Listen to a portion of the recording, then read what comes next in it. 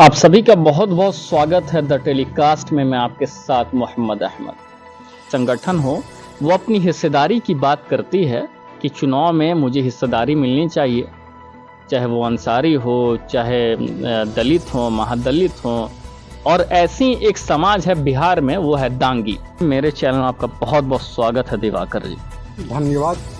ये बताइए, क्या हिस्सेदारी की मांग करते हैं आप लोग इस संगठन की मीटिंग से, और दांगी समाज राजनीतिक दल से क्या चाहती है? दांगी समाज इतने परेशान हाल क्यों है अभी? दांगी समाज की आबादी बिहार में 4% है। 4% आबादी होने के बावजूद भी आजादी के इतने वर्षों बाद भी आज के दिन में हमारे समाज का एक भी न तो लोकसभा में, न राज्यसभा में और न ही विधानसभा में एक सिंगल भी प्रतिनिधि नहीं है। एक अकेली महिला एमएलसी में है। और इस तरह से देखा जाए तो दांगी समाज का हमारा हकमारी किया जा रहा है। उतना दिन से दांगी समाज थी कहाँ? चुनाव ही के वक्त आप लोगों को इस तरीके की जो दांगी पिछड़ा में चल रहा है ये क्यों याद आती? कहाँ थे आप 5 साल से? क्या कर रहे थे? दांगी समाज एक शांति प्रिय समाज है। हमारा समाज एक तरह से देखा जाए तो कभी आपको संघर्ष, लड़ाई झगड़ा में यकीन नहीं रखता है। दांगी समाज हमेशा ये मानते रहा कि बिहार के मुख्यमंत्री माननीय नीतीश कुमार ही हमारे नेता हैं और उनके तरफ से हमें कुछ न कुछ सौगात मिलेगा। दांगी समाज एक मुफ्त वोट, एक दांगी के नेता नहीं होते हुए नीतीश कुमार जी को अपना नेता मानते हुए सारा एक मुफ्त वोट उनको देता है। बावजूद इसके एक भी एमएलए, एक भी विधायक लोकसभा से उम्मीदवारी नहीं मिलने के बाद रोष प्रकट हुआ।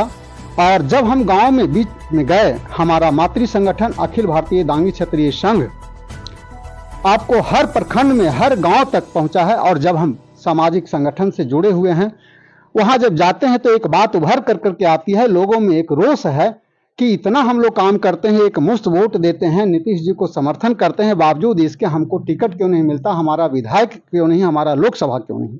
तो हम लोगों ने ऐसी जो है महसूस की कि लोगों की मांग को क्यों नहीं एक पटल पर उठाया जाए। और चूंकि अखिल भारतीय दांगी क्षत्रिय संघ प्रत्यक्ष रूप से राजनीति नहीं करती, वो सामाजिक सांस्कृतिक कामों पर ध्यान देती है। और इस तरह से एक समय की मांग को देखते हुए दांगी राजनीतिक विकास मंच का गठन किया गया। और आने वाले दिनों में इस 27 अगस्त का दिन एक ऐतिहासिक दिन होगा। और यहीं से जो शुरुआत हुई है, आने वाले दिनों में हम अपना हक जो है, हक हुकूक की आप लोग लड़ाई करेंगे, ठीक है? बिल्कुल। ये बताइए, जिस तरीके से महंगाई है, जिस तरीके से मतलब आम जनता परेशान है, उसमें लोगों की क्या राय है? और दांगी समाज ऐसे सिचुएशन पे क्या सोचता है? क्या दांगी समाज, अगर भारतीय जनता पार्टी हिस्सेदारी देती है तो क्या दांगी समाज भारतीय जनता पार्टी के साथ जाएगी? दांगी समाज का सिद्धांत क्या है, उसूल क्या है? देखिए, दांगी समाज मुख्यतः कृषक समाज है। आपको इस समाज से आईएएस अफसर, आईपीएस अफसर इस तरह आप देखेंगे तो लगभग नगण्य है। हमारी न तो न्यायपालिका में कहीं है। हम लोग महंगाई से त्रस्त हैं। आम जनता जिस तरह से त्रस्त है, उस तरह से हम भी त्रस्त हैं। माननीय प्रधानमंत्री डॉलर की बात कहे थे कि हम डॉलर और रुपये को बराबर करके ले आएंगे। सैद्धांतिक रूप से हम उनके वसूलों को, जो वर्तमान में जो भी उन्होंने वादा किया, उस वादा को नहीं निभाया। ये तो है, उस पर हम लोग लगता है कि नहीं, ये गलत है। लेकिन अगर हमारे हक और हुकूक की लड़ाई में अगर वो साथ देते हैं, बीजेपी से भी अगर टिकट मिलता है, तो दलगत राजनीति से ऊपर उठकर समाज हित में हम उनको ही जिताने का काम करेंगे। और जो दल सबसे ज्यादा हिस्सेदारी देगा, जो दल सबसे ज्यादा हिस्सेदारी एक देगा सवाल, सिर्फ हिस्सेदारी की आपकी संगठन जो बनी है, हम्म। क्या वही हिस्सेदारी मिलने के बाद आपके दांगी समाज के साथ साथ और समाज भी अगर परेशान हाल जिंदगी चल रहा है तो क्या आप उस हिस्सेदारी को कबूल करेंगे? बिल्कुल नहीं। ऐसा कोई भी काम दांगी समाज नहीं चाहता कि जिससे किसी दूसरे का परेशानी हो। आप हम दांगी समाज के नेता जो बिहार लेनिन जगदेव बाबू का उदाहरण देना चाहते हैं। उन्होंने 90% शोषितों वंचितों की लड़ाई लड़ी। वो हमारे दांगी समाज से ही आते थे और कभी भी हमारा समाज ये नहीं चाहता कि किसी दूसरे के हक मारी करके हम अपना हक दूसरे के हक को छीने।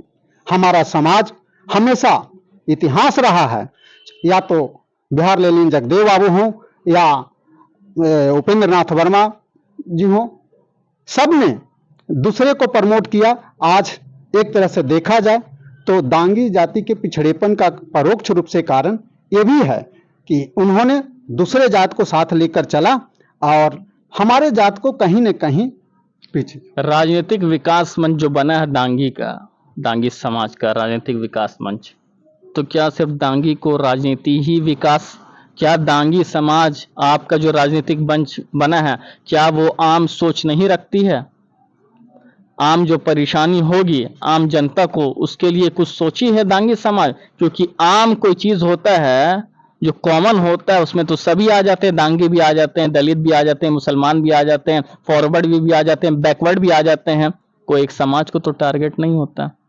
तो दांगी समाज आपका जो राजनीतिक विकास मंच बना, प्रवक्ता है, क्या सोचते हैं इसको लेकर? आपका विजन क्या है आपके राजनीतिक विकास मंच? आप बहुत अच्छा सवाल किए और इससे पहले ही मैंने बताया कि हमारा समाज का इतिहास रहा है कि हमेशा दूसरे को साथ देना, साथ लेकर चलना। आप इतिहास उठाकर देखिए, हमारा समाज बहुत प्राचीन कालों में सूरजवंशी राजा दंडी के वंशज हम लोग हैं। उसी सूरजवंशी में राजा रामचंद्र पैदा हुए, जिन्हें कि आज भगवान के रूप में पूजा किया जाता है। बाद के दिनों में सम्राट अशोक आए, जिन्होंने अपना साम्राज्य स्थापित कर समाज का नाम रोशन किया। आज उनकी पूजा भी हर समाज के लोग, हर संप्रदाय के लोग करते हैं। आजादी के बाद हमने आपका नाम बिहार लेनिन माननीय जगदेव बाबू का लिया। उन्होंने भी 90% की लड़ाई लड़ी। किसी ने यह नहीं कहा कि सिर्फ दांगी समाज को चाहिए, लेकिन दूसरे की लड़ाई लड़ते लड़ते हम खुद विलीन हो गए। आज हमें अपनी अस्तित्व बचाने की बात आ रही है तो हम तो अपना पहचान बचाएंगे। एक कोई जानवर भी होता है, वो विलुप्त प्राणी होने जाता है तो वो अपना पहचान बचाना चाहता है।